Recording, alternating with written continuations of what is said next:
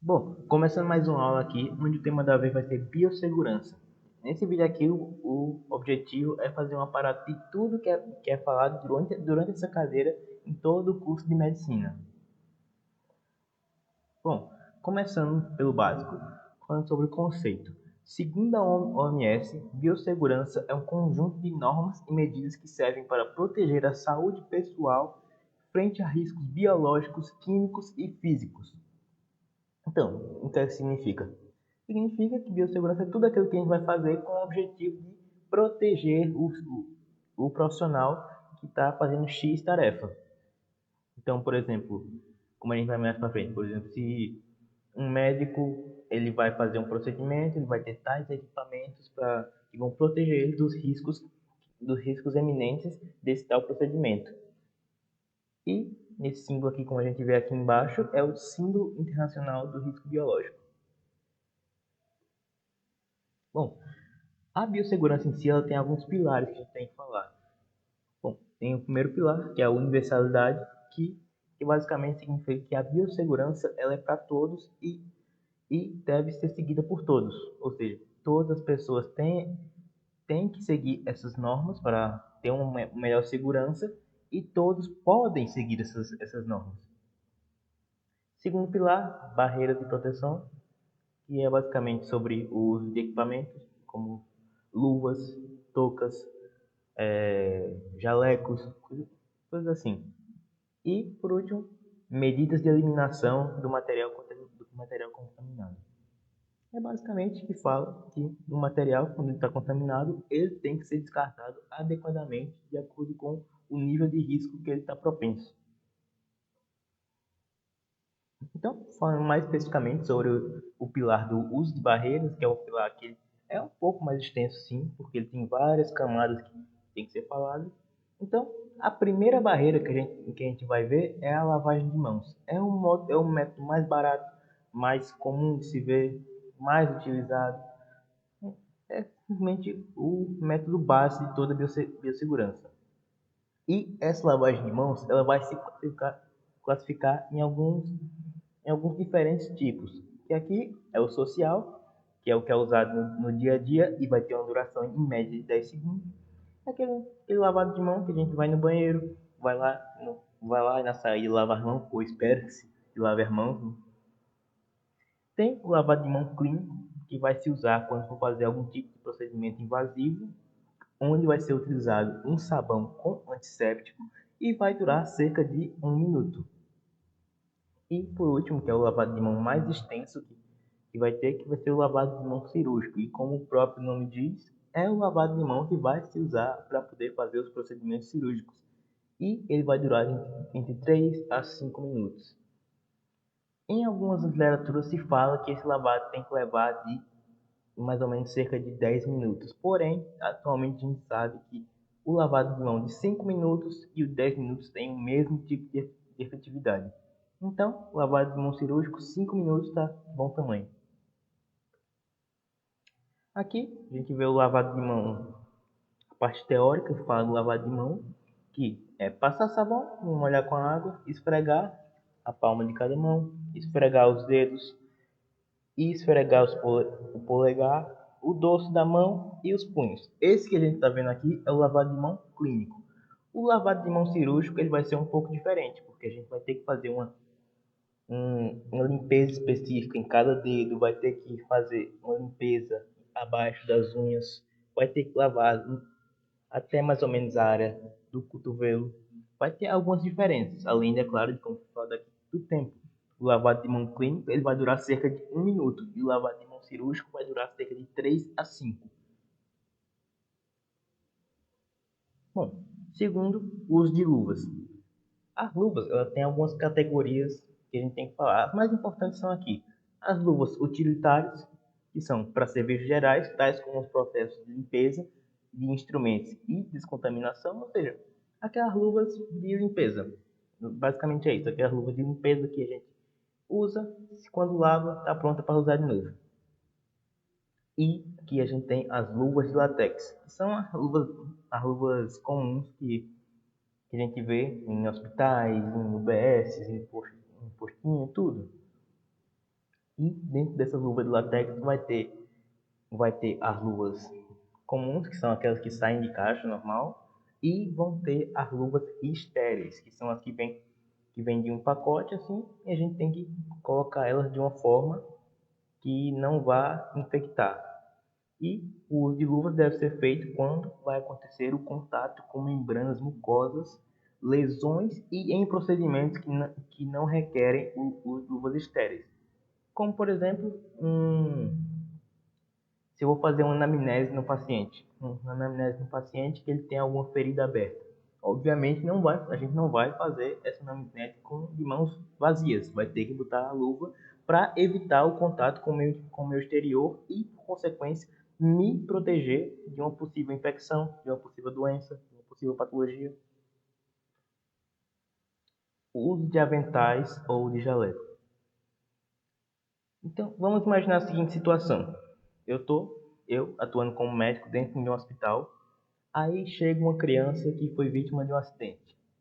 A criança não está em estado grave, mas a criança, por exemplo, ela sofreu um corte na perna, está chorando, está esperneando, e nesse meio que ela tá fazendo esse estardalhaço todo, ela tá jorrando sangue, tá chorando, tá fazendo catarro, tá fazendo todos os excrementos que seriam possíveis de sair de uma criança que tá saindo.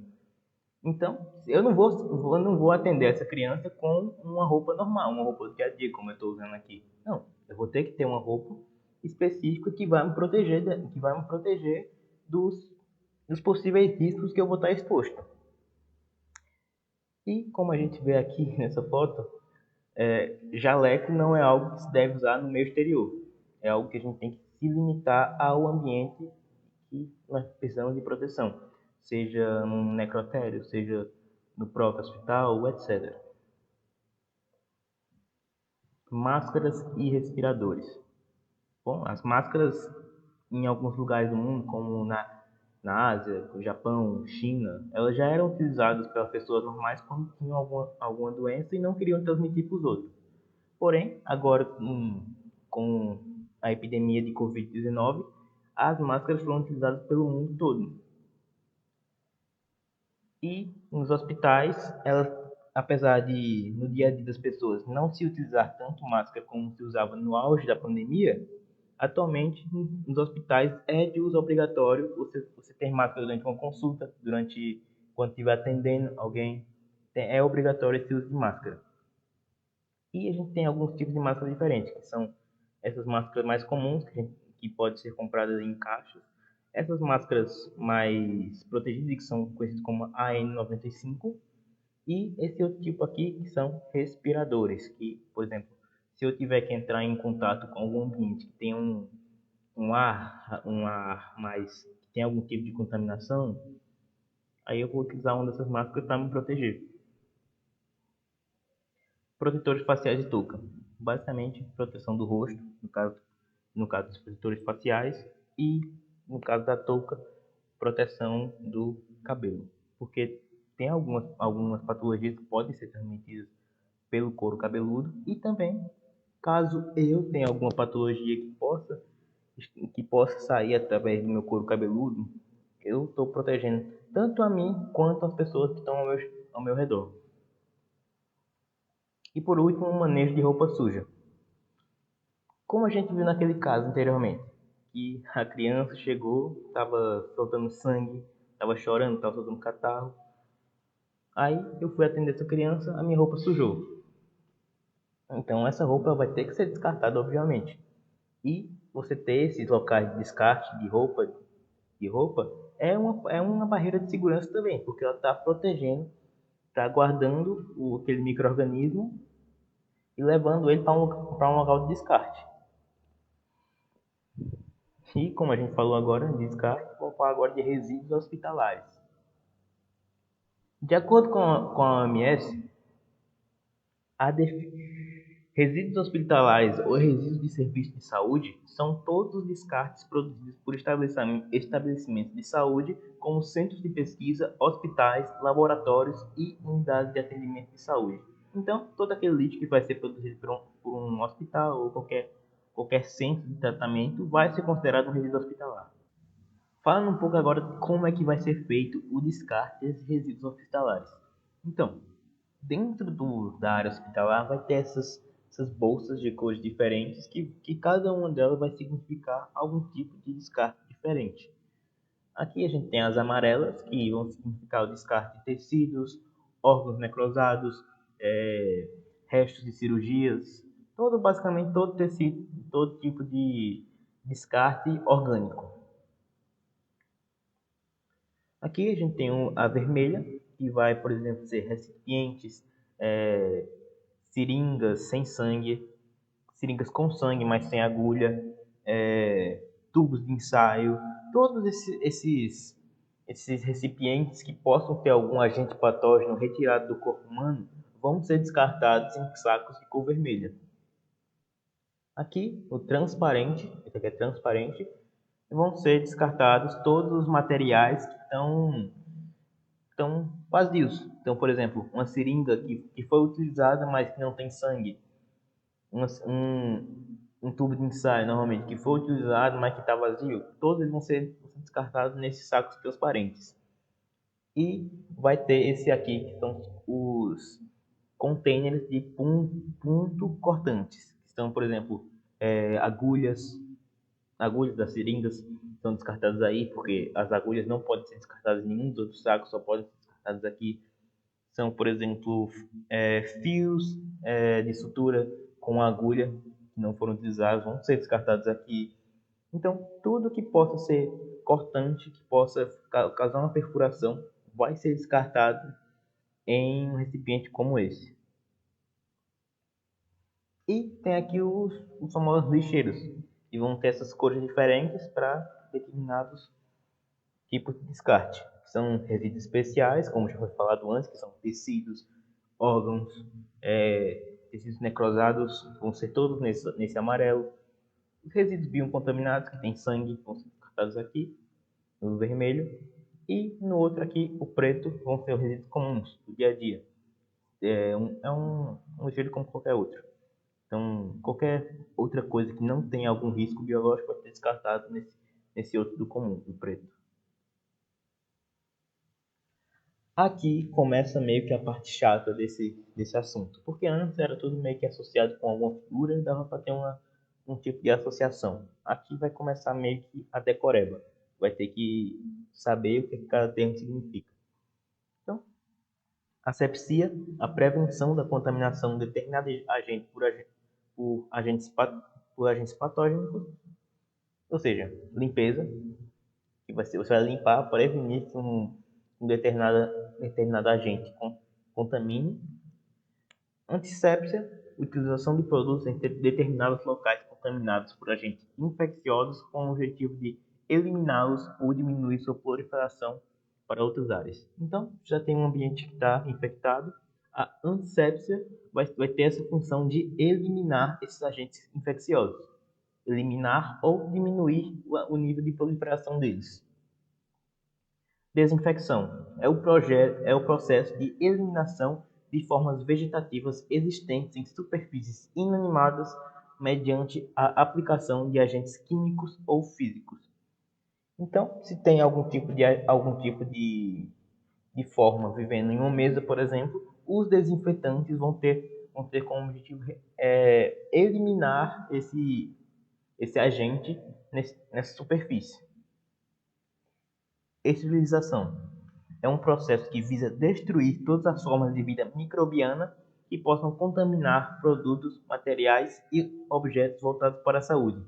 Portanto, são eliminados durante a esterilização de organismos como vírus, bactérias e fungos. Esterilização eu vou precisar de X objeto estéril, porque eu não posso deixar que um agente contamine meu paciente. Eu preciso esterilizar esse objeto, como é o caso, por exemplo, em materiais cirúrgicos, que tem que ser esterilizados antes de acontecer a cirurgia.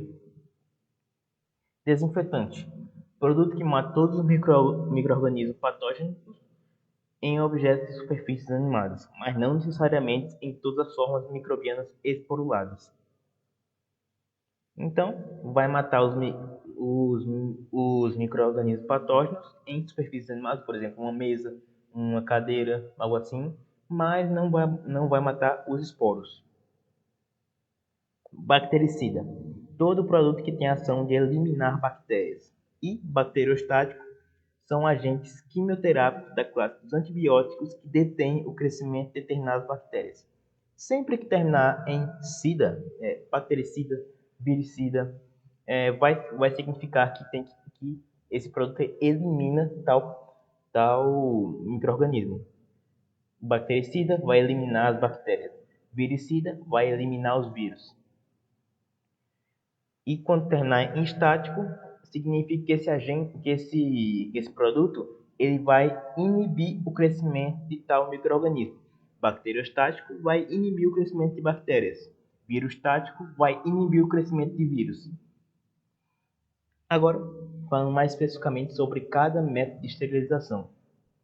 Tem os métodos de esterilização físicos, que são o calor seco, calor úmido e radiação, e os métodos de esterilização química, que são óxido de etileno, peróxido de hidrogênio, ácido paracético, formaldeído e glutaraldeído.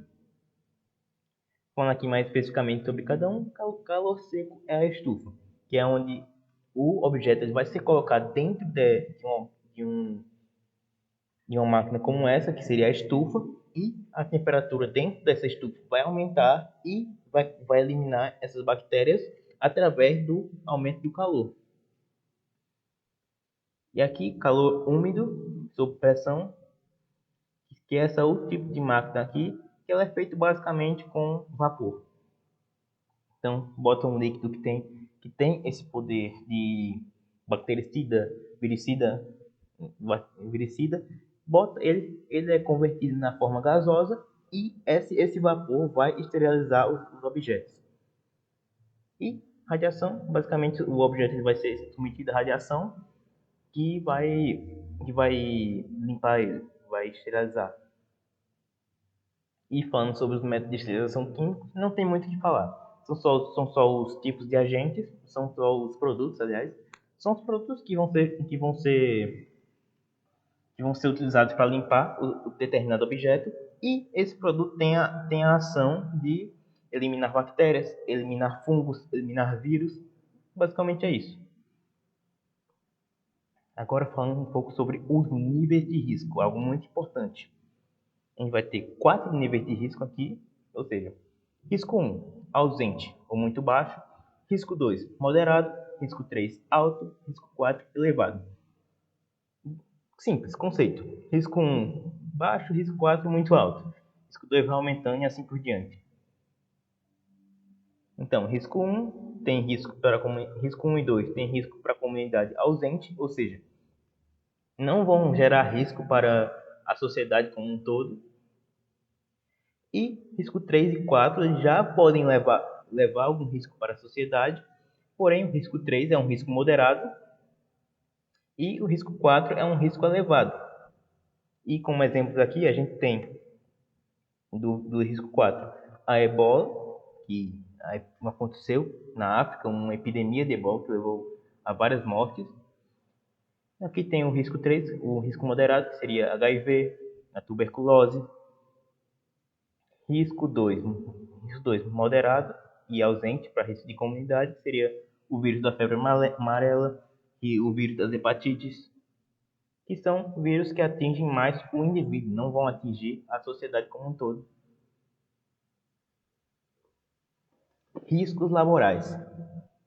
Riscos laborais são a possibilidade de um trabalhador de qualquer área sofrer um tipo de dano que ameace sua saúde ou integridade física em decorrência do exercício de suas atividades profissionais. Ou seja, o risco laboral é basicamente qualquer trabalho, independente se a gente está falando aqui especificamente da área da saúde, porém não é o caso aqui. Risco laboral se qualifica para qualquer tipo de trabalho, independente se é da área da saúde ou não. Então, por exemplo, é um trabalhador de obra, ele vai sim, se ele sofrer algum acidente, esse acidente vai estar incluso no risco laborais. O próprio médico, como já foi falado aqui, se sofrer algum acidente, vai estar incluso nesses riscos laborais, qualquer profissão. E esses riscos aqui eles vão se classificar em riscos químicos, como por exemplo, um trabalhador que ele um, alguém que trabalha em um laboratório, por exemplo, ele acaba por acidente derramando algum produto químico na pele e causa uma queimadura. Isso é um risco químico. Risco físico, um trabalhador de obra, ele trabalha na construção de um prédio muito alto e acaba que ele cai. Isso é um risco físico. Riscos ergonômicos, então relacionados, por exemplo, quando a gente fala de trabalho em escritório, a questão da postura, voltando ao trabalhador de obra, seria levantamento de peso. Riscos biológicos, que são exposição a patologias, por exemplo, patologias contagiosas.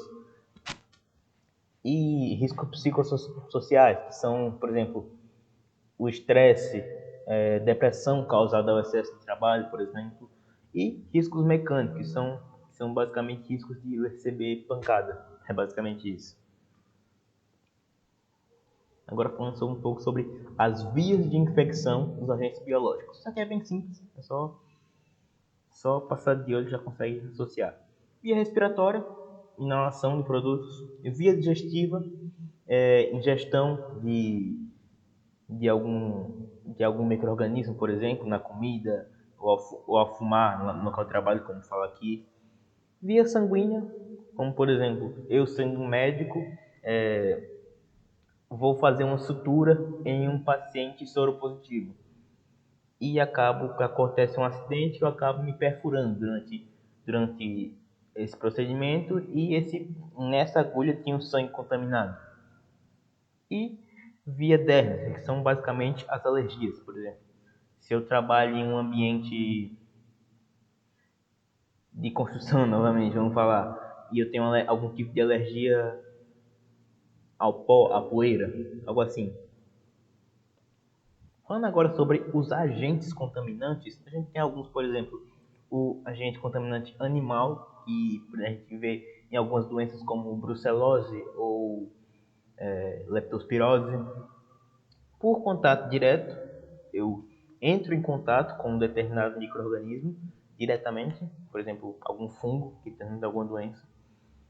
Consumo ou por contato, por exemplo, eu consumo algum alimento que dentro dele tinha, por exemplo, esse alimento estava estragado e ali tinha algum fungo que ia me trazer alguma patologia. De pessoa para pessoa, por exemplo, um aperto de mão, a pessoa espirra na mão e depois vai lhe cumprimentar, ou está conversando e os perdigotos e saliva acabam entrando em contato. Contágio de contaminação, por exemplo, uma pessoa que seja HIV positivo tem relação sexual com outra pessoa, essa outra pessoa acaba sendo contaminada. E contágio de vírus, por exemplo, que pode ser também pelo ar, por mosquitos, etc.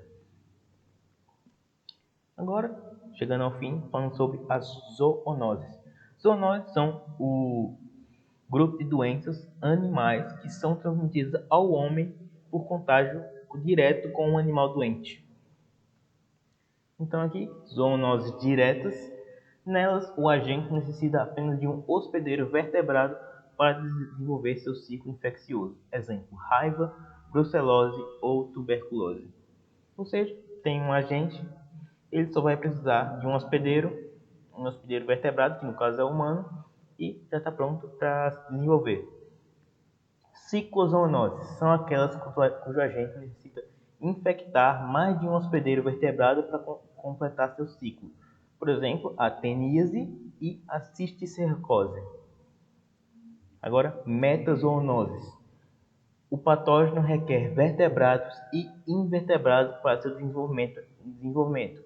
Exemplo, encefalite equina, malária e doença de Chagas. E por último, a saprozoonoses, onde o agente infeccioso requer uma espécie vertebrada e um veículo não animal ou local de desenvolvimento. Exemplo, o parasitismo e gastrointestinal. Então, esse aqui foi o vídeo. Se você gostou, é só deixar o like aqui embaixo e recomendá-lo para alguém. E lembrando que todos os materiais que eu usei eu vou deixar aqui na descrição e você pode acessar gratuitamente.